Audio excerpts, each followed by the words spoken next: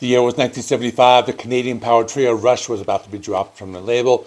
Their third album, Caress of Steel, had been a commercial disaster, leading to what the band grimly dubbed the Down the Tubes tour, where they struggled to meet their $125 a week salaries while playing to dwindling crowds. Their label, Mercury Records, was on the verge of terminating their contract, and management was pressuring them to retreat from their progressive ambitions to record more straightforward, radio-friendly rock. But instead of playing it safe, Geddy Lee, Lifeson, and Neil Peart decided that if they were going down in their own flames, staying true to their artistic vision. This act of defiance resulted in 2112, an album that didn't just save their careers, it redefined the boundaries of progressive rock and heavy metal forever. I have an interesting history with this album because I discovered Rush with their album Moving Pictures. My older brother had it on cassette. And after that, he listened to all the albums that came out after in the 80s. But back then, I didn't even know they had a whole catalog of albums that came out in the 70s. I remember sometime maybe when I was a teenager, I saw the 2112 Rush album cover, or it might have been the logo with a naked man on the t-shirt, but I don't remember.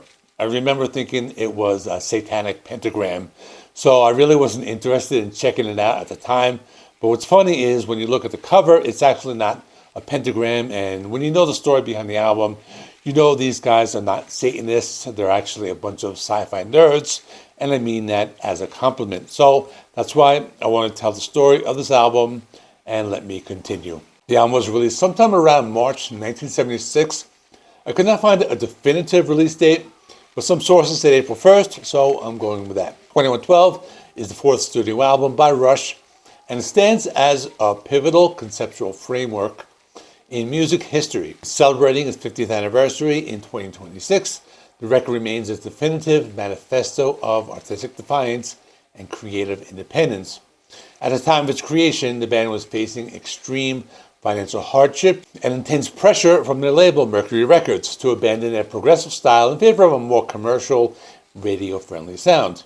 Instead of compromising, Geddy Lee, Lifeson, and Neil Peart risked their careers by dedicating the entire first side of the album to a 20-minute futuristic suite centered on themes of individualism. This bold gamble paid off. 2112 became the band's first major commercial breakthrough, reaching number 5 on the Canadian charts and 61 in the United States. Often cited as the birth of prog metal, the album has sold over 3 million copies in the US alone. Today, it is revered for its sonic majesty and for securing the band's right to chart their own musical course for the next 4 decades. The story of 2112 begins in the back of vans, dressing rooms, and cheap hotel rooms during the grueling tour for Caress of Steel. Drummer and lyricist Neil Peart had begun crafting a futuristic tale of individualism, while Lifeson and Lee developed musical ideas on acoustic guitars to match the mood of his words. In January 1976, the band entered Toronto Sound Studios with their longtime producer Terry Brown to record what would become their 4th studio album. The band made a conscious decision to exclude their management from the writing and recording sessions, only playing the finished product for them when it was too late to change. They were fighting against the establishment and asserting their creative independence, figuring if the gamble failed, they could simply find other jobs. However, the result was the first album that truly sounded like Rush. Occupying the entire first side of the original LP is a 20-minute, 7-part title suite, 2112, set in the year 2112 in the city of Megadon.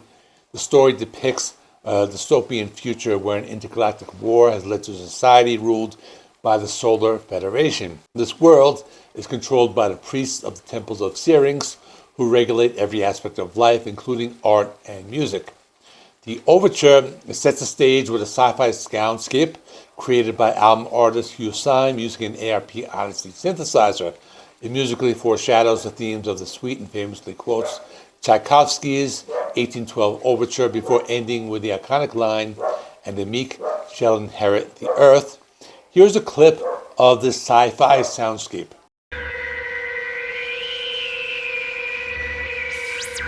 In the temples of Syrinx, we're introduced to the oppressive priests who believe they have created a nice, contented world through computer-regulated equality. This is where the song starts to get heavy. Check out this guitar riff.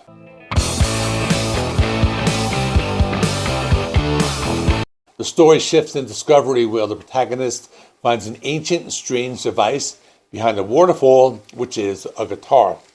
As he learns to play, Lifeson guitar parts build from simple open strings to complex chords, mirroring the character's wonder as he rediscovers the lost art of music.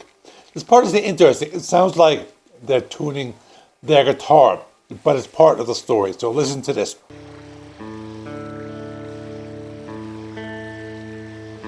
The conflict peaks in presentation, where the hero brings his discovery to the priest, hoping they will share his joy.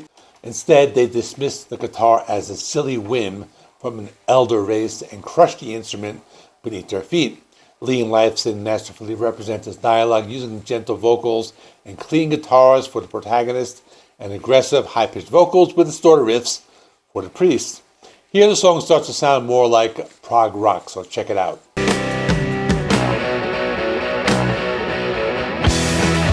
Despondent, the protagonist wanders home and enters a fitful sleep. In Oracle the Dream, he visions the elder race who left the planet long ago, who are now plotting to return and tear the temples down. And here the song gets soft again.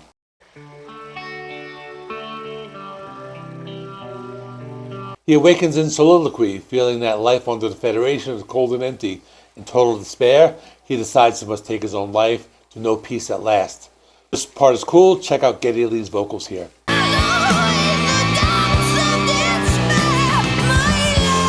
The suite concludes with the grand finale, a heavy instrumental section, and has a really cool guitar tone, so check it out.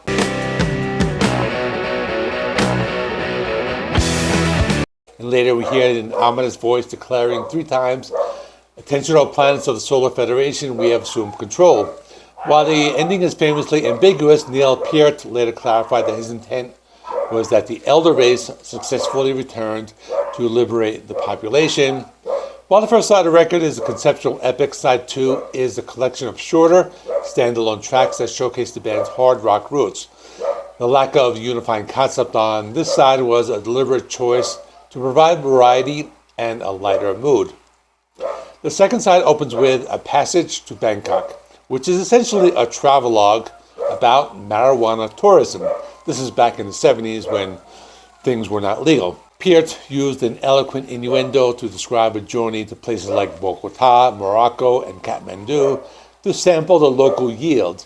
Musically, Lifeson noted that the song was particularly inspired by the exotic atmosphere of Led Zeppelin's Kashmir. And I've always liked this guitar riff, so check it out.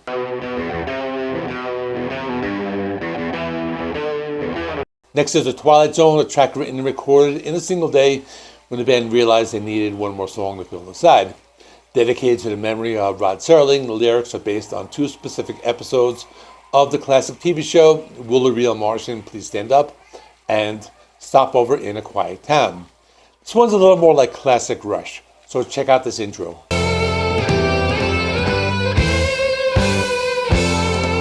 Lessons is a rare track written entirely by Alex Lifeson, both music and lyrics. It's a straightforward acoustic and electric rock song that Lifeson described as a spontaneous creation, reflecting his personal approach to songwriting.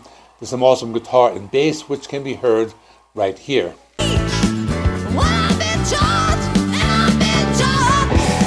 Following this is Tears, a romantic ballad written by Geddy Lee. It's historically significant as the first Rush song to feature a mellotron played by Hugh Syme, which provided a unique, resiny string sound that gave the album more depth. And here's my favorite part of the song.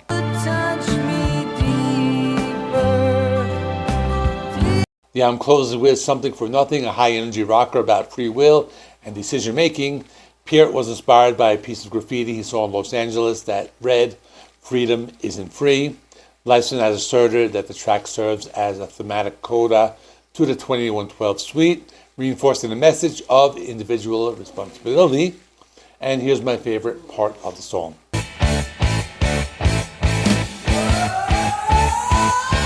The visual identity of the album is just as enduring as the music, thanks to the Starman logo created by Hugh Syme.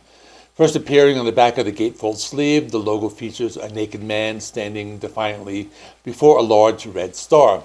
Syme explained that the red star represents the Solar Federation, a symbol of collectivist mentality and anything contrary to free thought. The man represents the protagonist, or the abstract man standing against the masses. His nudity was intended to symbolize the pureness of creativity and the person without the trappings of clothing or other elements. Although never originally intended to be the band's official brand, the Starman became an iconic symbol for fans and was used in Rush's stage designs and future album covers for decades. And here's where everything paid off. This is where they took a risk, and it really worked for them, because upon its release in March 1976, 2112 was an immediate success in Canada and became the band's breakthrough in the United States. It reached 61 on the Billboard charts and has since sold over 3 million copies in the US alone, and frequently cited as one of the greatest progressive rock albums of all time. I also made a video about this album 5 years ago for its 45th anniversary. If you want to check that out, it will be appearing on your screen right now. Thanks for watching. Please like this video. It helps me with the YouTube algorithm. Please subscribe if you're not already. I do rock and metal reviews, rankings, and more. Thanks for watching, and I will see you in the next one.